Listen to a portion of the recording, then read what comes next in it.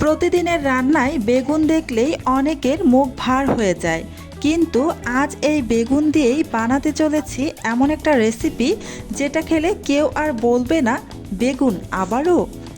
সহজ উপকরণ, ঘরোয়া স্বাদ আর নতুনভাবে বানানোর ছোট একটা ট্রিক আছে এই রেসিপিতে।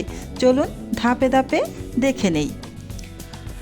একটি ডিম ছোট একটা বাটির মধ্যে আমি প্রথমেই ভেঙে একটা সাইডে সরিয়ে রাখলাম। আর এদিকে দেখুন, একটি মিক্সিং বোলের মধ্যে বড় সাইজের একটি বেগুন গোল গোল করে কেটে তারপর প্রায় 10 মিনিটের মতো পানিতে ভিজিয়ে রেখেছিলাম। তারপর ভালোভাবে ধুয়ে এই যে এখন আমি একটা প্লেটের মধ্যে এই বেগুনের পিসগুলো নিয়ে নিব।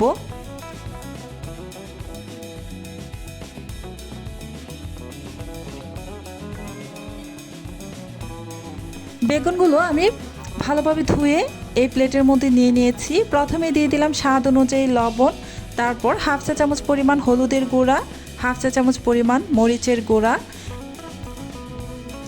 এবার এই যে আমি ডিমটা ভেঙে রেখেছিলাম, এই ডিমের সাথে এই বেগুনের রেসিপিটা আপনারা একবার হলেও ট্রাই করে দেখতে পারেন। আশা করছি আপনাদের কাছেও অনেক অনেক বেশি ভালো লাগবে। এবার আমি এই বেগুনের গায়ে মশলাগুলো ভালোভাবে মাখিয়ে নিব। খুব ভালোভাবে মেখে নিতে হবে। প্রথমেই এই বেগুনগুলোকে আমি ভেজে নেব, সেই জন্য মশলাটা খুব ভালোভাবে বেগুনের গায়ে মেখে নিচ্ছি। এবার চলে আসলাম চুলায় একটা প্যানের মধ্যে পর্যাপ্ত পরিমাণে সরিষার তেল দিয়ে দিলাম। তেলটা দিয়ে প্যানের পুরো গায়ে ভালোভাবে লাগিয়ে নিলাম। এবার এখানে মশলা মাখিয়ে নেওয়া বেগুনের পিসগুলো সবগুলো দিয়ে একসাথে আমি ভেজে নেব। চুলার আঁচ মিডিয়ামে রেখে উল্টে পাল্টে বেগুনগুলোকে আমি ভেজে নেব। তাই ঢাকনা দিয়ে ঢেকে দিলাম যেন দ্রুত এই বেগুনগুলো ভাজা হয়ে যায়। ঢাকনা দিয়ে ঢেকে দিয়ে তারপর কিছুক্ষণ পর ঢাকনাটা খুলে একটু উল্টে পাল্টে দিচ্ছি। আবারও ঢাকনা দিয়ে ঢেকে অপর পাশও ভেজে নেব। এই যে দেখতেই পাচ্ছেন আমি অপর পাশও ভেজে নিয়েছি। বেগুনগুলো আমার ভালোভাবে ভাজা হয়ে গিয়েছে। এবার আমি এটাকে নামিয়ে একটা সাইডে রেখে দিচ্ছি। আর অন্যদিকে আমি আবারও চুলায় একটা প্যান বসিয়ে পর্যাপ্ত পরিমাণে সরিষার তেল দিয়ে এখানে আমি বেশ কিছু শুকনো মরিচ দিয়ে ভাজা করে নিচ্ছি। মরিচের পরিমাণটা আপনারা আপনাদের পছন্দ অনুযায়ী এখানে দিবেন, যে যেমন ঝাল খেতে পছন্দ করেন। মরিচগুলো আমার ভাজা হয়ে গিয়েছে। এবার আমি মরিচগুলো তেল থেকে উঠিয়ে নিচ্ছি। এবার আমি এই তেলের মধ্যে দিয়ে দিব কালো জিরা হাফ চা চামচ পরিমাণ। কালো জিরাটা দেওয়ার পর এখানে দিয়ে দিচ্ছি রসুন কুচি একটি বড় সাইজের। রসুন আর কালো জিরা বেশ কিছুক্ষণ আমি ভেজে নেব যেন রসুনের কালারটা একদম চেঞ্জ হয়ে যায়।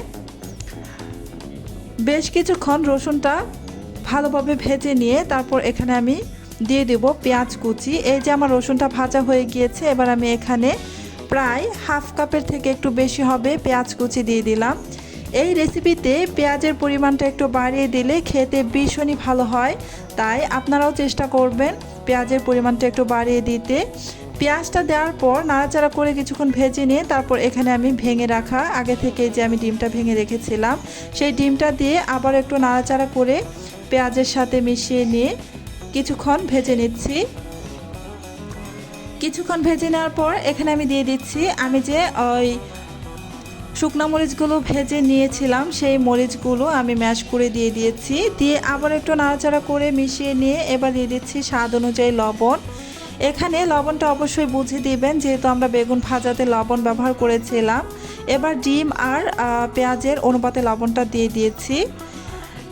আবারও কিছুক্ষণ ভেজে নিয়ে দিয়ে দিলাম আগে থেকে বেজে রাখা বেগুনের পিসগুলো। ভাজা বেগুনগুলো দিয়ে এবার ভালোভাবে নেড়ে চেড়ে একদম ভেঙে নিব। বেগুনগুলো যত ভালোভাবে ভাঙবেন মিশিয়ে নেবেন ততই এই রেসিপিটা ভালো হবে। তাই বেগুনগুলোকে চেষ্টা করবেন একদম ভালোভাবে ভর্তা করে নিতে। বেশ কিছুক্ষণ নাড়াচাড়া করে তারপর এখানে দিয়ে দিচ্ছি ধনিয়া পাতা কুচি। আমি আমার পছন্দ মতো এখানে ধনিয়া পাতা ব্যবহার করেছি। আপনারা আপনাদের পছন্দ মতো ধনিয়া পাতা দিয়ে প্রায় 1 মিনিটের মতো ভেজে তারপর নামিয়ে নেবেন। এই তো ধনিয়া পাতাটা দিয়ে আমি প্রায় 1 মিনিটের মতো ভেজে নিয়ে তারপর নামিয়ে নিয়েছি। এই ছিল আজকের বেগুনের নতুন রেসিপি। দেখতেই যেমন সুন্দর, খেতেও ঠিক ততটাই মজার আর ঘরোয়া স্বাদের। খুব সাধারণ একটা সবজি দিয়েও যে এত সুন্দর আর ভিন্ন স্বাদের কিছু বানানো যায়, তা না বানালে বিশ্বাসই হবে না। আপনারা অবশ্যই একবার বাসায় বানিয়ে দেখবেন, আর কেমন হলো সেটা আমাকে কমেন্টে জানাতে ভুলবেন না। আজকের মতো এখানেই শেষ করছি। আল্লাহ হাফেজ।